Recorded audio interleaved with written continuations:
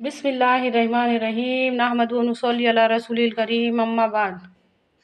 قرآن پاک ہمارے نبی صلی اللہ علیہ وسلم پر نازل ہوا ہے تاکہ آپ صلی اللہ علیہ وسلم اس سے ہدایت کرے۔ ہدایت مطلب سیدھے راستے کی سمجھ دے، تاکہ آپ صلی اللہ علیہ وسلم اس سے بشارت دے، جنت کی بشارت دے، تاکہ آپ صلی اللہ علیہ وسلم اس سے ڈرائے، لوگوں کو جہنم کے بارے میں بتائے۔ اللہ کے واسطے بات پہ دھیان دیجئے۔ ہم یہ نہیں کہتے کہ تلاوت سے ثواب نہیں ملتا، تلاوت سے بہت ثواب ملتا، لیکن تلاوت سے ہدایت نہیں ملتی، تلاوت سے ہدایت نہیں ملتی۔ ذالک الکتاب لا ریب فیہ ھدی للمتقین کا کیا مطلب ہے؟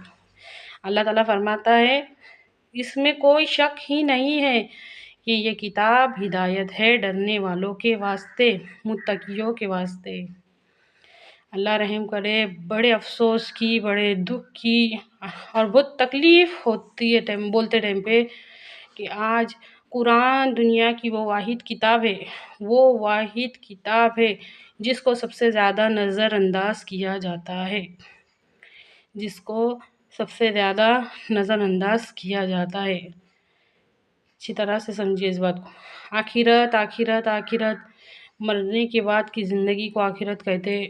اللہ تعالیٰ نے کئی بار آخرت کا ذکر قرآن نازل جب قرآن کی آیتیں نازل ہو رہی تھی، سب سے پہلے 8 سال تک آخرت کی آیتیں نازل ہوئی تاکہ ان لوگ کے یقین پکے کر لو۔ وہ یقین ہماری زندگیوں میں نظر آتا، یقین نظر آتا، ہمارے رد عمل، ہمارا ایٹیٹیوڈ، ہمارا رویہ کچھ اور ہی بتا رہا ہے۔ ہمارا رویہ یہ بتا رہا ہے کہ ہم کو کسی چیز کی کوئی ضرورت ہی نہیں ہے۔ اگر لینے والے کو ضرورت نہیں ہے تو اس کا مطلب یہ ہوا کہ دینے والا کچھ کیا ہے۔ سمجھیے، اچھی طرح سے سمجھیے اس بات کو۔ ہم اللہ تعالیٰ سے یہ کہہ رہے ہیں کہ اللہ تعالیٰ تیرا قانون، تیرا نظام ہم کو پسند نہیں ہے، لاکھ ہم زبان سے نہیں کہتے، ہمارا رویہ، ہمارا عمل یہی کہہ رہا ہے۔ اللہ کے واسطے بات کو سمجھو۔ قرآن کا سب سے پہلا حق یہ ہے کہ اس پر ایمان لایا جائے۔ ہم کو تو یہ نہیں سمجھتا کہ اس کا کچھ حق بھی ہے۔ قرآن کا سب سے پہلا حق یہ ہے کہ اس پر ایمان لایا جائے، اس کو مانا جائے۔ اب جو لفظ میں بولوں گی اس کے معنی میں مطلب میں غور کرو۔ ہدایت کا مطلب کیا ہے؟ سیدھے راستے کی سمجھ۔ نصیحت کا مطلب کیا ہے؟ جوڑنا۔ آیت کا مطلب کیا ہے؟ نشانی، ثبوت۔ اچھی طرح سے سمجھیے۔ چیلنج کا مطلب ہے دعویٰ۔ بات کو سمجھیے۔ کیا ہم نے خود قرآن سے ہدایت حاصل کرے؟ کیا ہم نے قرآن سے نصیحت حاصل کرے؟ کیا ہم قرآن کے جڑنے سے جڑے؟ کیا سیدھے راستے کی سمجھ سے سیدھی سمجھ حاصل کرے؟ اس کی آیاتوں میں غور و فکر کرے۔ اللہ تعالیٰ کی آیاتیں، اس کی نشانی، اس کا ثبوت، جس کے بارے میں اللہ تعالیٰ قرآن پاک میں فرماتا ہے۔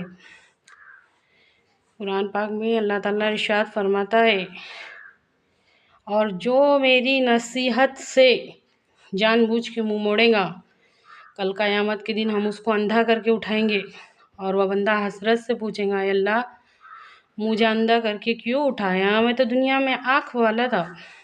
تو جواب سنو، اللہ تعالیٰ ارشاد فرمائے گا، تو نے دنیا میں رہنے کے باوجود، میری اتنی نشانیاں دیکھنے کے باوجود بھی مجھ کو یاد نہ کیا، مجھ کو یاد نہ کیا، تو آج ہم نے تجھے تیرے نفس پر بھلا دیا، اسی طرح ہم کو ہمارے حل پہ چھوڑ دیا جائے گا، عذاب کے فرشتے آئیں گے اور ہمارا کیا حشر ہوگا۔ تو سوچو، اللہ کے واسطے بات کو سمجھیے۔